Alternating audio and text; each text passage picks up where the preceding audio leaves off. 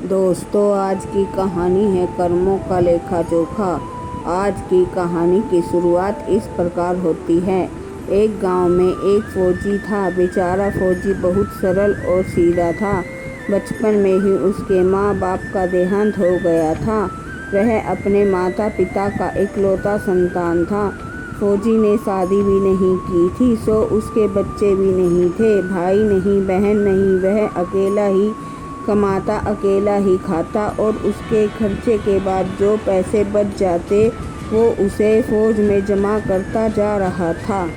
समय बीतता रहा। फिर एक दिन उसकी मुलाकात एक सेठ से होती है जो फौज में माल सप्लाई करता था। उन दोनों के बीच परिचय बढ़ते बढ़ते दोस्ती में बदल जाती है। दोनों अक्सर मिलते जुलते थे और एक दूसरे का खैर क्षेम पूछा करते थे। एक दिन सेठ ने उस फौजी के सामने एक प्रस्ताव रखता है कि मैं एक व्यापारी हूँ और मुझे व्यापार का अच्छा अनुभव भी है, सो तुम्हारे पास जो पैसे हैं मैं उसको अपने कारोबार में लगाकर कुछ दिनों में बढ़ा दूंगा। फौजी ने कहा, सेठ जी भला इसमें मेरा क्या फ़ायदा है? सेठ, अरे फौजी भाई, जो तुम्हारे पास है वो बढ़ नहीं रहा बल्कि उतने के उतने ही पड़ा है। यदि तुम मुझे दे दो तो मैं उसे कारोबार में लगा दूं, तो पैसे से पैसा बढ़ जाएगा और कारोबार में जो फ़ायदा होगा उसमें हम दोनों बराबर के हिस्सेदार होंगे और तुम्हारा मूलधन भी तुम्हें मिल जाएगा। यह सुनकर फौजी बड़ा खुश हुआ और उसने अपना पैसा सेठ को देने को तैयार हो गया। फौजी ने सेठ को अपने पैसा दे दिया और सेठ जी ने उन पैसों को अपने व्यापार में लगा दिया। समय के साथ साथ सेठ का व्यापार भी बढ़ता गया। सेठ की खूब कमाई होने लगी और कुछ ही दिनों में उसका कारोबार बढ़ गया। फौजी अपने काम में ईमानदारी से लगा रहा, परंतु कुछ ही दिन बाद बॉर्डर पर लड़ाई छिड़ गई।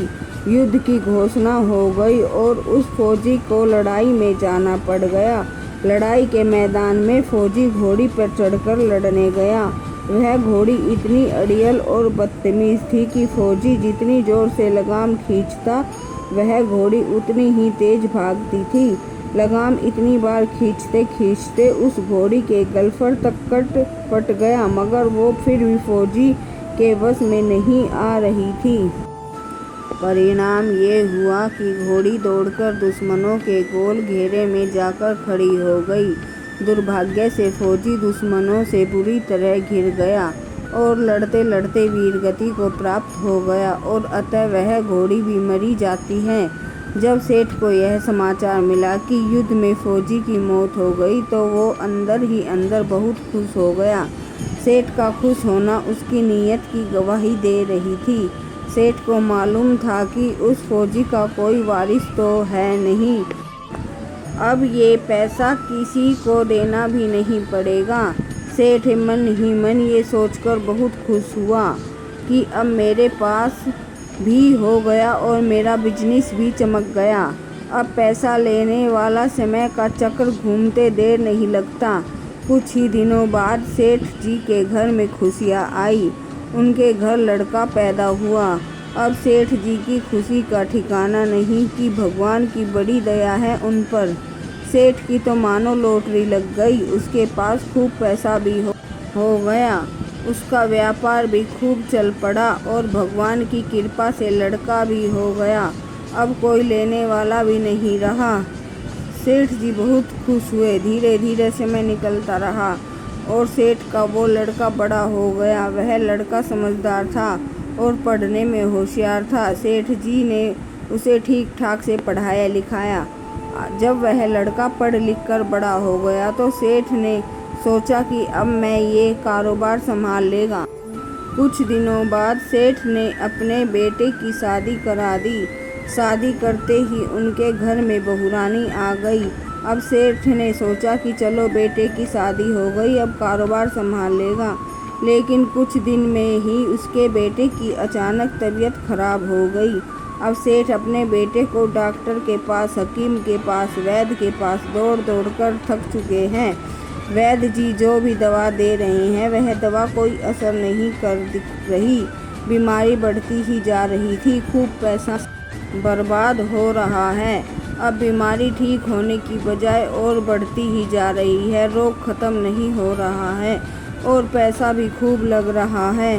अंत में डॉक्टर ने भी हार मान ली और कह दिया कि मर्ज लाइलाज हो गया है, इसका कोई असाध्य रोग हो गया है और तुम्हारा यह बच्चा 2 दिन में मर जाएगा। डॉक्टरों एवं वैद्यों के जवाब देने पर सेठ निराश होकर बेटे को लेकर रोते बिलखते हुए आ रहे थे कि रास्ते में एक आदमी मिला। उसने कहा, सेठ जी क्या हुआ, बहुत दुखी लग रहे हो, क्या बात है? सेठ ने कहा, ये हमारा बेटा है, अब ये जवान है। हमने सोचा था कि हमारे बुढ़ापे की लाठी बनकर मदद करेगा, पर अब ये बीमार हो गया। बीमार होते ही हमने इसके इलाज के लिए खूब पैसा खर्च किया, जिससे जितना मांगा उतना दिया, लेकिन आज डॉक्टरों ने जवाब दे दिया अब ये बचेगा नहीं। डॉक्टर ने बताया कि इसे असाध्य रोग हो गया है जो लाइलाज मर्ज है। अब इसे घर ले जाओ, ये 2 दिन से ज़्यादा नहीं बचेगा। कहाँ नहीं इलाज कराया, अपने जीवन भर की कमाई लगा दी इसे बचने में, फिर भी इसका बचना मुश्किल लग रहा है। अब जो जेब में 2 आने ही बचे हैं। उस आदमी ने कहा, अरे सेठ जी तुम दिल छोटा मत करो, अधीर क्यों होते हो, आपके घर के पास आ जाओ। वहाँ मेरे पड़ोस में एक वैद्य जी दवा देते हैं, उनकी 2 आने की पुड़िया खाकर मुर्दा भी उठकर खड़ा हो जाता है। बस अब बिना देर किए जल्दी ही तुम वैद्य जी की दवा ले आओ। सेठ जी दौड़ कर गए और वैद्य जी को सारा हाल कह सुनाया। वैद्य जी ने सेठ को 2 आने की पुड़िया दी, जिसे वो ले आए। उसने दवाई की पुड़िया अपने बेटे को खिलाई, पर बच्चा पुड़िया खाते ही मर गया। अब सेठ जी का रो रो कर बुरा हाल है। सेठानी भी बदहवास रोए जा रही थी और घर में बहुरानी का पूरा गांव भी रो रहा था। पूरे गांव में यह खबर फैल गई कि सेठ जी का बेटा भरी जवानी में मर गया और बहुरानी का जीवन जवानी में ही बर्बाद हो गया, बेचारी टूट गई है। तभी गांव में अचानक एक महात्मा जी आते हैं। महात्मा ने गांव वाले से पूछा, भाई क्या कोई बताएगा ये रोना धोना क्यों है? लोग बोले, महात्मा जी बेचारे इस सेठ का एक ही जवान लड़का था, वो भी मर गया, इसलिए सब लोग रो रहे हैं, सब दुखी हो रहे हैं। महात्मा बोले, सेठ जी ये रोना धोना क्यों?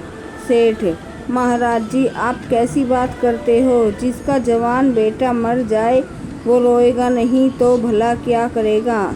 महात्मा बोले, तो वो आपको क्यों रोना आ रहा है? सेठ बोला, महाराज मेरा बेटा मर गया तो और किसको रोना आएगा? महात्मा, उस दिन तो तुम बड़े खुश हो रहे थे। सेठ, सेठ मैं किस दिन खुश हो रहा था, ये आप की कह रहे हैं? महात्मा, तुम्हारे मित्र फौजी ने जिस दिन तुमसे पैसा दिया था। सेठ, हाँ कारोबार में उससे पैसा लिया था तो खुशी थी महात्मा, और उस दिन तो आपकी खुशी का ठिकाना ही नहीं था। सेठ जी, सेठ किस दिन की बात कर रहे हैं आप? महात्मा, याद करो सेठ, जिस दिन तुम्हारा फौजी मित्र मरा था तुम कितना खुश हो रहे थे। अरे जिस दिन फौजी मर गया तुमने तो सोचा कि अब क्या, वो तो मर गया तो पैसा भी नहीं देना पड़ेगा, तुम्हारे पास माल भी बहुत हो गया, कारोबार भी खूब चमक गया और किसी को अब कुछ देना भी नहीं पड़ेगा। यह सोचकर तुम बहुत खुश थे क्यों? सेठ लज्जा से सर झुकाते हुए, हाँ महाराज ये सच है, मैं खुश तो था। महात्मा, और उस दिन तो तुम्हारी खुशी का ठिकाना था। सेठ, पता नहीं कितनी मिठाई बांटी थी तुमने। सेठ, किस दिन? महात्मा, अरे सेठ जी जिस दिन तुम्हारा लड़का पैदा हुआ था। सेठ, महाराज इसमें गलत क्या है, लड़का पैदा होता है तो कौन खुश नहीं होता, मैं भी खुश हो गया तो क्या बात हो गई। महात्मा, उस दिन तो खुशी से आपके पैर जमीन पर नहीं पड़ते थे। सेठ, महाराज किस दिन? महात्मा, अरे जिस दिन तुम अपना बेटा ब्याहने जा रहे थे। सेठ, महाराज, भला बेटा ब्याहने जाता है तो कौन खुश नहीं होता, हर आदमी खुश होता है। तो मैं भी खुश हुआ था महात्मा, अब इतनी बार खुश हो गए सेठ, तो जरा सी बात के लिए क्यों रो रहे हो? सेठ, महाराज ये आपको जरा सी बात लगता है?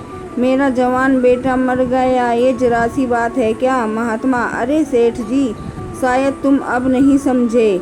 वही तुम्हारा फौजी दोस्त आपका पैसा लेने के लिए तुम्हारे घर बेटा बनकर आ गया। उसकी पढ़ाई लिखाई में, खाने में, पहनने में और उसके शौक के श्रृंगार में जितना धन लगाना था तुमने लगाया, और उसकी शादी ब्याह में कुछ लग गया, और बचा कुचा ब्याज दर लगाकर उसने डॉक्टरों को दिलवा दिया। अब जब तुम्हारे जेब में मात्र 2 आने पैसे बच गए, वो भी वैद्य जी को दिलवा दिए और 2 पैसे का पुड़िया खाकर चल दिया। अब कर्मों का लेना देना पूरा हुआ, जैसी करनी वैसी भरनी। सेठ ने कहा, महाराज हमारे साथ तो कर्मों का लेन देन था, चलो मान लिया, हमारे साथ जो हुआ सो हुआ, लेकिन वो हमारी जवान बहुरानी घर में तड़प रही है, बेसुध रो रही है। भरी जवानी में उसको धोखा देकर विधवा बनाकर चला गया। उसका क्या जुर्म था महाराज जी, उसके साथ ऐसा गुनाह किया? महात्मा बोले, यह वही घोड़ी है जिसने जंग में उसको धोखा दिया था। भरी जवानी में उसको उस घोड़ी वजह से धोखा मिला और वो मारा गया। इससे भी है जवानी में उसको धोखा दे दिया।